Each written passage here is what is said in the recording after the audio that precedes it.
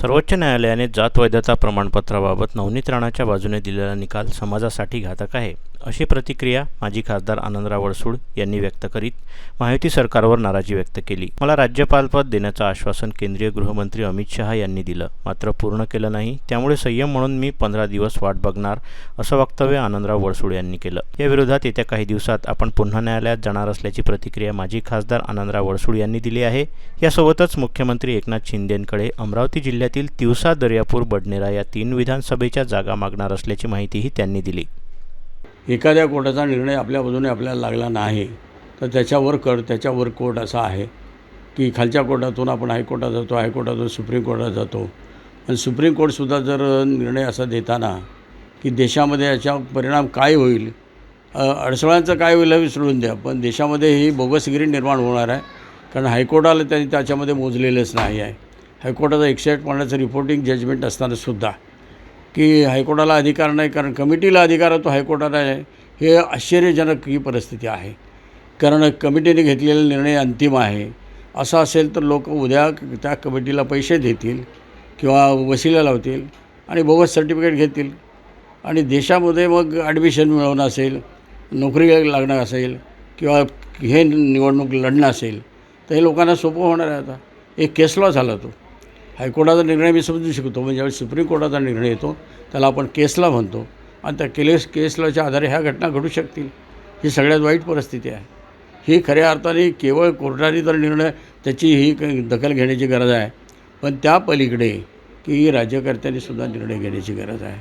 हा चुकीचा निर्णय आहे आणि याचे परिणाम काय होणार आहेत याचं गांभीर्याने त्यांनी लक्षात घेऊन त्याच्यावर काहीतरी तात्काळ उपाययोजना करावी लागल्या आणि ते करणार नसतील तर जी सोय आहे क्रिएटिव्ह ॲप्लिकेशन करणं सुप्रीम कोर्टामध्ये ते मी करणार आहे. त्या ठिकाणी 3, 4, 5 जज असू शकतात आणि त्या माध्यमातून योग्य तो निर्णय होऊ शकतो. त्यावेळी दिलं आहे, आमच्या डेप्युटी चीफ मिनिस्टरने दिलं आहे. आता ह्या गोष्टीला डेप्युटी चीफ मिनिस्टरच्या गोष्टीला जवळ 25 महिने झाले. अमित शहाच्या गोष्टीला आता जवळपास 2-2.5 महिने झाले. परवाही मी बोललो त्यावेळी अजूनही आम्ही करणार आहोत म्हणून सांगतायत. पण प्रत्येक गोष्टीला एक मर्यादा आहे. त्यामुळे एक 15-20 दिवस थांबेन आणि मी ते ॲप्लिकेशन करेन सुप्रीम कोर्टामध्ये. आम्ही 3 जागा तिवसा, बडनेरा आणि दर्यापूर 3 जागाचा आमचा आग्रह राहील, कारण त्या जागा आम्ही लढवलेल्या आहे. त्याने हे पहा, रवी राणा काय करणार याच्याशी मला काही देणं घेणं नाही.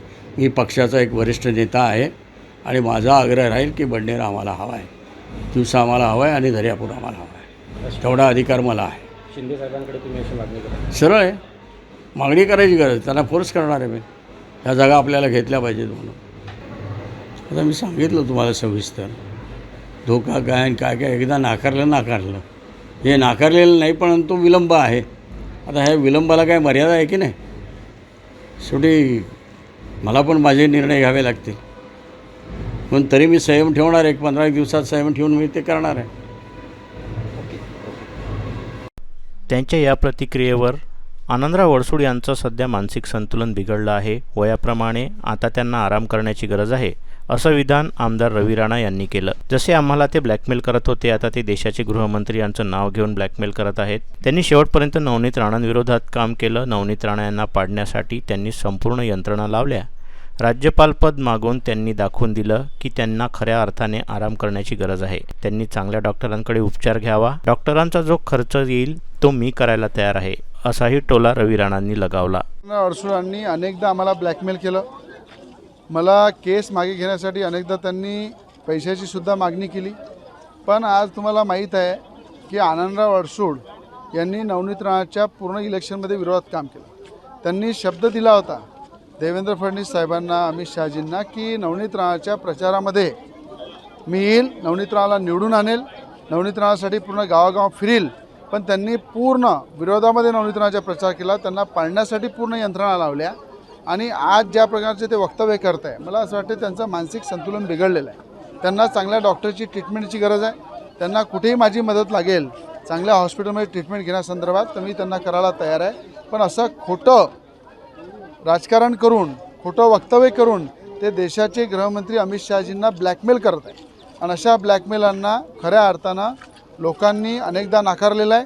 त्यांना आता आराम करण्याची गरज आहे. त्यांचं वयसुद्धा झालं आहे आणि मानसिक संतुलन पूर्ण त्यांचं बिघडलेलं आहे.